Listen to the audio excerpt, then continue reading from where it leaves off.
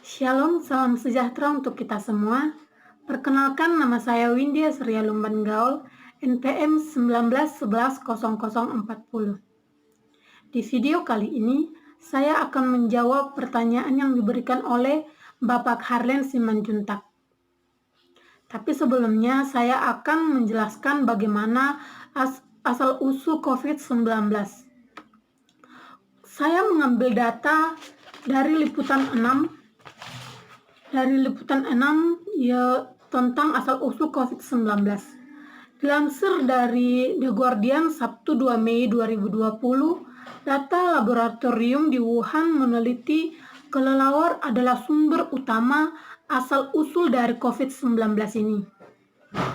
Virus yang dilansir mulai mewabah tanggal 31 Desember 2019 di kota Wuhan, Provinsi Hubei, Tiongkok, saat ini hampir menyebar ke seluruh penjuru dunia dengan sangat cepat, sehingga WHO tanggal 11 Maret 2020 menetapkan bahwa wabah ini sebagai pandemi global. Ada juga bukti yang menyatakan bahwa ternyata virus ini bukan hasil rekayasa genetika yang disengaja dan ternyata berasal dari alam atau seleksi alam. Ratusan ribu manusia terpapar COVID-19 di seluruh dunia, bahkan puluhan ribu menjadi korban meninggal. Tercatat negara-negara yang tertinggi terpapar COVID-19 ini, yang pertama adalah Italia, kemudian disusul dengan Tiongkok, Spanyol, Amerika, dan Irak, dengan tingkat kematian yang mencapai ribuan orang.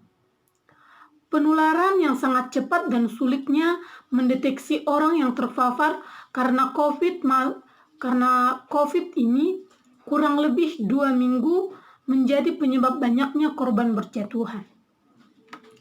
Penularan lewat kontak antara manusia yang sulit diprediksi karena kegiatan sosial yang tidak bisa dihindari merupakan penyebab terbesar penyebaran COVID-19 ini.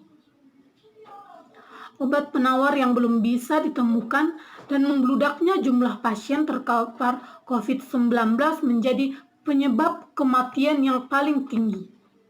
Rumah sakit dan para medis yang menangani merasa kewalahan, sehingga banyak pasien yang tidak tertolong atau tidak dapat tertangani. Sulitnya alat pelindung diri atau APD bagi para medis menyebabkan pasien berjatuhan, termasuk dokter, perawat, dan para medis lainnya.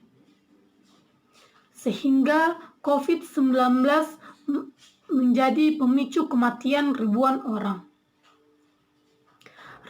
Rumitnya penanganan wabah ini membuat para pemimpin dunia menerapkan kebijakan yang super ketat untuk memutus mata rantai COVID-19, yaitu melakukan social distancing menjadi pilihan berat bagi setiap negara dan menerapkan kebijakan untuk pencegahan COVID-19 karena kebijakan ini berdampak negatif terhadap aspek kehidupan.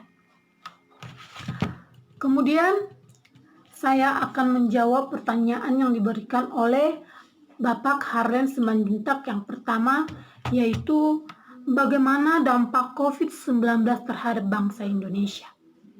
Seperti saya telah mengambil data, yaitu dampak COVID terhadap salah satu perekonomian negara kita ini, yaitu negara bangsa Indonesia. Yang pertama, industri yang terkena dampak seperti perusahaan manufaktur di bawah tekanan, sehingga menyebabkan banyak perusahaan-perusahaan yang melakukan sistem pengurangan terhadap karyawan dengan cara memberlakukan pemutusan hubungan kerja atau PHK.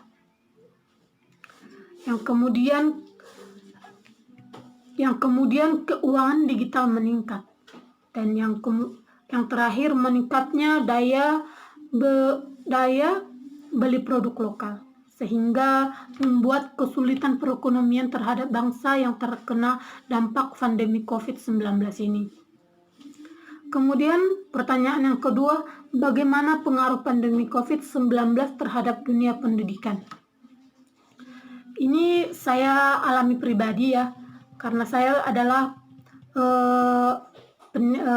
salah satu mahasiswa dari Universitas HKBP Nomensen, atau saya adalah seorang yang duduk di bangku pendidikan.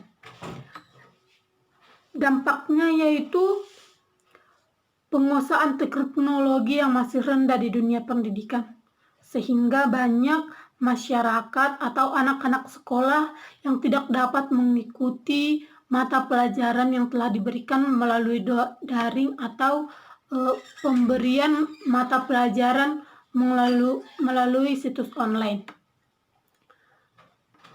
Kemudian biaya juga dialami oleh dampak yang telah diberikan kepada COVID-19, yaitu jaringan internet yang digunakan untuk pembagian materi membutuhkan biaya yang sangat besar, yaitu tersendiri juga bagi siswa dan guru yang mengajar atau bahkan dosen sekalipun. Kuota yang dibeli untuk kebutuhan internet menjadi melonjak, dan banyak di antara guru atau orang tua siswa yang tidak siap untuk menambah anggaran dalam menyediakan jaringan internet, sehingga sangat berdampak sekali pada pendidikan. Kemudian pada zaman teknologi sekarang ini, jaringan internet juga semakin adanya banyak ketergangguan atau koneksi buruk yang menghambat proses pembelajaran daring. Pertanyaan yang ketiga yang diberikan oleh Bapak Harlen yaitu, bagaimana pengaruh pandemi COVID-19 terhadap dunia pendidikan atau kegiatan perkuliahan?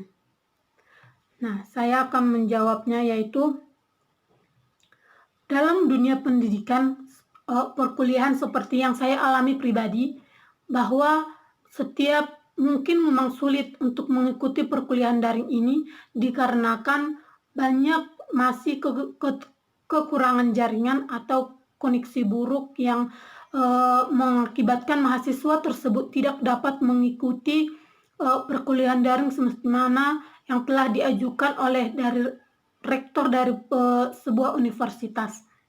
Kemudian biaya. Saya juga mengalami